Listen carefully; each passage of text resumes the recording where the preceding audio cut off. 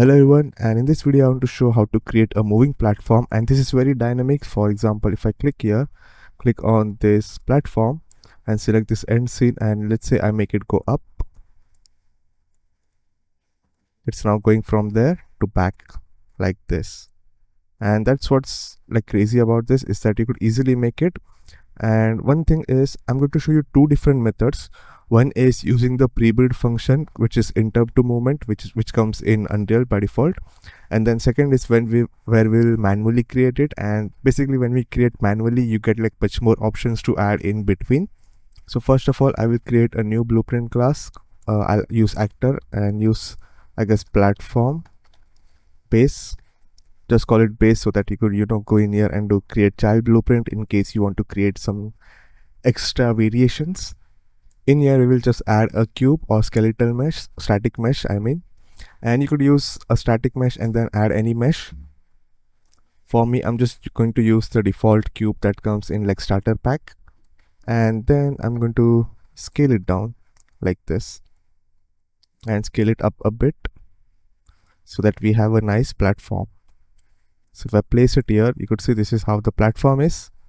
Again, do one more thing. When you enable this, and check if you can actually stand on it so that your collision is working and all. Also, I've already created a video on how to make this flags and all, in which with the material you can actually animate this. It is not done with keyframes, it is done with material, which basically makes it move. The static mesh gets moved by the material, which is a cool thing that I made. Now here's one thing. Here we can add a scene component. Scene is basically, you could think of it as an empty. Make sure it is not like a child of this stuff, so it's like this.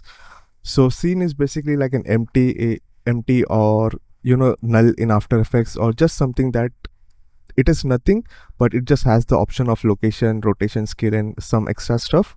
And this is just like an I don't know what to call it, but it just has an option to like rotate and scale and move, but it is completely empty. It's nothing there, and you could call it as, I guess, end position. Now here's the thing. For the first method, this would not work at all. I don't know why is it not working when I use this first method, but I will add it in here. And when you check the second method, where we will make it manually instead of using like the pre-built component, then you will understand how to use this. But with this one, which is interrupt to movement, this interrupt to movement is like pre-built stuff, which if you hover on it, it says that move the root component between a series of points over a given time. Basically it will move it to particular area, or not just one but multiple, if you just use this one, and it's very easy to do. So let me show you first by doing it manually, where if I select this and if you go into, let's say, control points, the first point is the initial location and its position is relative. So you could see that this says 0 0 0 around here, right? But in here it says -4 and all this stuff. So this is based on the world and this is based on the relative. So even if I select each mesh in here, you could see it's 0 0 0, but actual world position, which is this one, is this much. So here I can select this and not this, interrupt to movement, and say that it's at 0 0 0. So it will start from this location, and then if I do plus, it will go till 500. So Z 500. So if I do play, I'll do simulate. You can see it went up like this. Let's see from this angle. So it just went up and stopped. If you go in here, which is behavior, and do one shot reverse, it will go back once and then stop. If you do, let's say, loop reset, you can see that it will just pop back down and keep repeating. And if you do ping pong, it will go back and forth. Now here's the thing. It will be kind of annoying to add like these control points, right? So how about we create something in the world which we can control and see like where it should reach. So in the construction script, construction script runs before our event graph. Okay, and for this one we cannot actually use end position. I don't know why this is not working, but again, just use this method. So in the construction script, you could select your interrupt to movement and say add control point position. This one would basically add a control point at a particular location. So the first one we can keep it at 0 0 0, but if you want to have different you could do it, but again doesn't make sense to me why you would use different. And the second point, which will just duplicate this, paste this, and here we will add some value.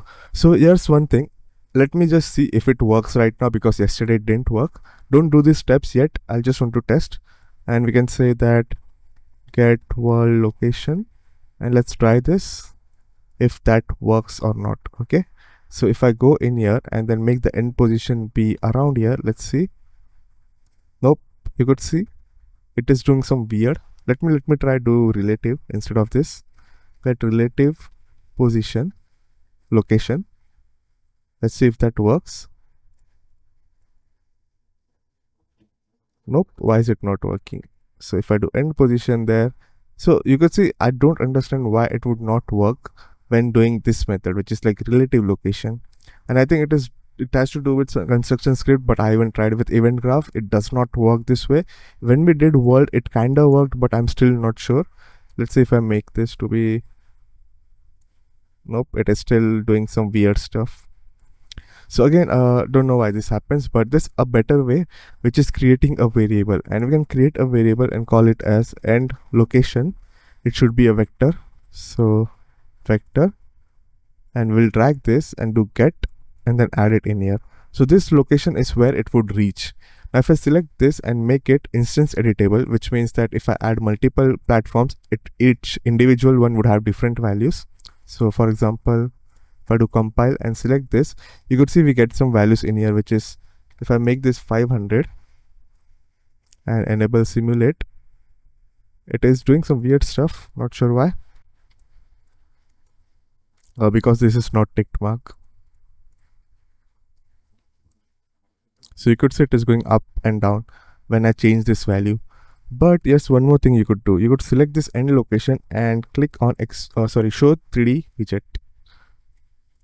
And now you could see, you could now select this and you could see the values are automatically changing.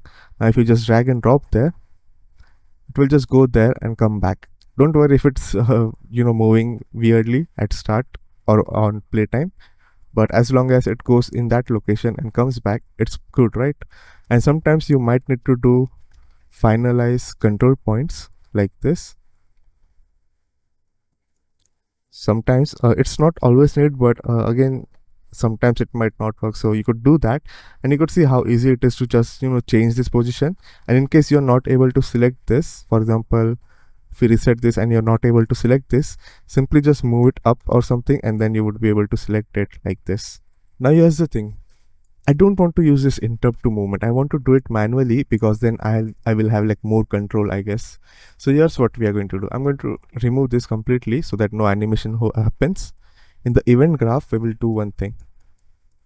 We'll first create a custom event and call it as move forward, or actually just call it like move platform like this. I want to move this static mesh, right?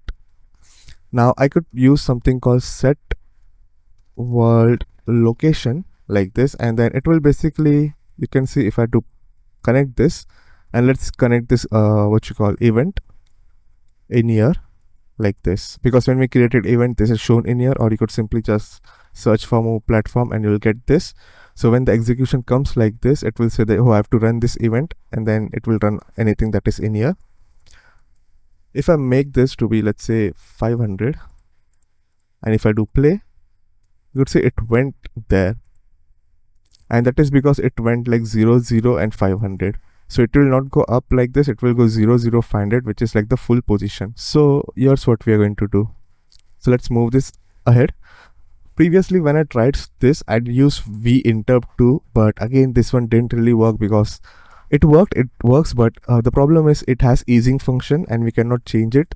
So basically, if you don't know what easing is, it will basically slowly start and then speed up in the middle, and before reaching till end it will slowly like stop, instead of like having linear speed. But with the method that I'm doing, you can actually control how you want to move it, basically, if you want to have easing or not.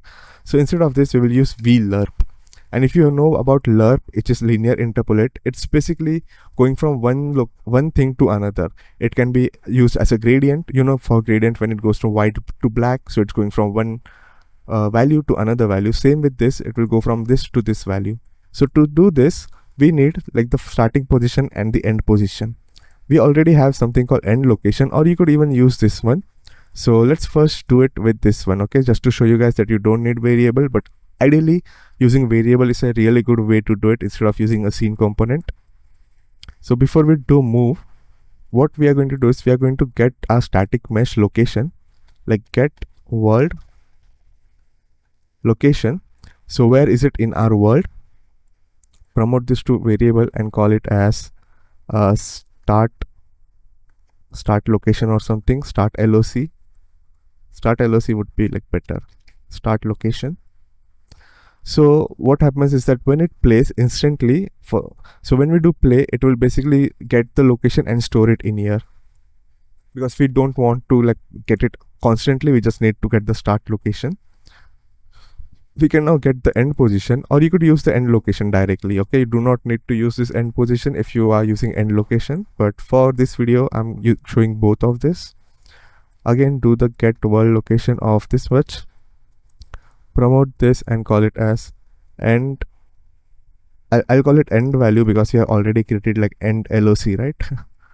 So end value, let's copy this and go like this. So as soon as we start, we get the start location and end location. We will use the start location, get this and say that this is going to be my start location and this one would be my end value or end location. Now the way this works is very simple. If I drag it in here and let's say to move forward like this, if I do play now, nothing's happening, okay? And before that, we also need to select our end position. It's already placed there, but in case it's in center, then maybe place it somewhere else like this. And what's happening is that it is set to 0, which means it's going to use this. If it was set to 1, it went there, you could see, because it is set to 1. If we set this to 0.5, it's in center. So just know that as we make this value go up, we can actually change the location of our static mesh or platform. So for this, we will use a timeline. So let's create a timeline and call it as move timeline like this. Double click this, go into track and add a float track, because we only want the value to go 0 to 1, right? So I guess I'll call it like move value. It is going to be for 5 seconds, right? So let's do add key 0 0 and let's do add key 1. No, it is 5 seconds. So at 5 seconds, at 5 seconds, if you cannot see all of this, you could press F and it will basically make it be like in wave, or you could press these 2 buttons and it will basically make it be in wave. So we are saying that let's make it 2 seconds. 5 seconds is too big. So the last value, let's also make it at 2 seconds. So we are saying that at starting, it should be at 0 and at the end, the value should be 1. So in 2 seconds, it will basically go from 0 to like this 1. And you could see the values going up like this. Now, if we use this timeline to control this alpha. Now, one thing I want to know is if you guys know anyone, or if you know a method in which we can have dynamic value in here. So for example, if I have to, let's say, create another platform, I will need to go into timeline and do some changes, right? And that would be not good, right? Because if I wanted to go for 5 seconds, it would be annoying. For example, if we use interrupt to movement, we simply need to change this duration, right? And we can, select this and do like set duration, and then basically create a variable like this and do instance editable. And this method makes it very versatile, which is like really good, because you could just change the duration for each individual stuff rather than having to go into this timeline and do stuff, because it is instance editable, right? But I don't know how to change for timeline. And if there is a method, if you guys know, where we can have something which goes 0 to 1 without having to like rely on timeline maybe, and we can just change the duration, it would be really good. Now what we are doing is we want to update this. So whenever this is called, it will basically make the move value which goes 0 to 1 into this alpha. Okay, let me organize stuff. So what's happening is when we call this event, it will play from the start and it will basically move the location which goes from 0 to 1. Like this basically gives 0 to 1 and add it in here. So now if I do play, you could say it went till end. Now here's the thing, if you want, you could do is you could even go in here. This is not how I would prefer to do it, but I just still want to show that at one time, at 1 second it is in here, and then if I add a key and I could say at 2 seconds it should be at 0. So if I do play, it will basically go back and forth and it will go for 1 second, and you could make it go back and forth like this. And obviously on finished, you simply need to play this again. Like on this is finished, just do this effect again and it will basically do this ping pong. I don't want to do it this way, so I'm just going to remove this and reset it. It went till there. So you could see there's an option called reverse from end. We could use this value to reverse it. When it gets finished, we can basically say, hey, reverse from end, and when it gets finished again, then play from start. So it goes back and forth. So to do back and forth, we can actually use flip-flop node and then connect this to reverse from end. Flip-flop node, what it does is that when it is executed once, it will do A, and when the execution comes again here, and it will do B. So it will do A, B, and this is the boolean which basically gives like, is it A or is it B? We don't really need to use this for now, but for now we will simply just get the move platform and do here like this.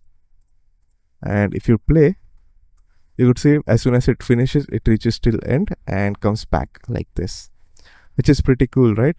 And the best part is if you go in here, if you go into, let's say, auto, and then you could you could basically make it be based on how you want it to be. So right now it will go like very fast at start and then slowly till the end. So you could say it went till here very fast and then came pretty quickly like this. So there's like cool stuff that you could do.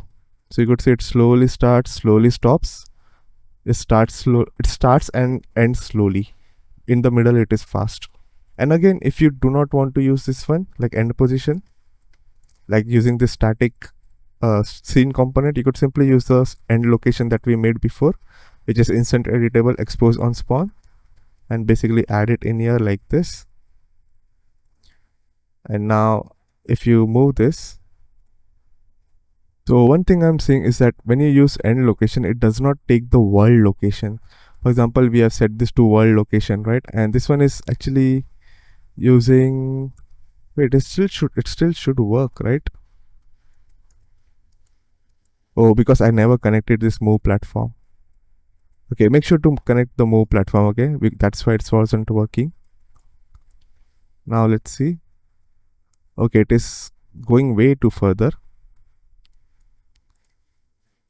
and the reason for this is I think this one cannot be placed in the world, right? So it's not actually having a world location, it is actually using relative location. So maybe if we change this to get relative location and connect it here, it might work. Nope, it does not work. And that is because we need to change this to set relative location like this.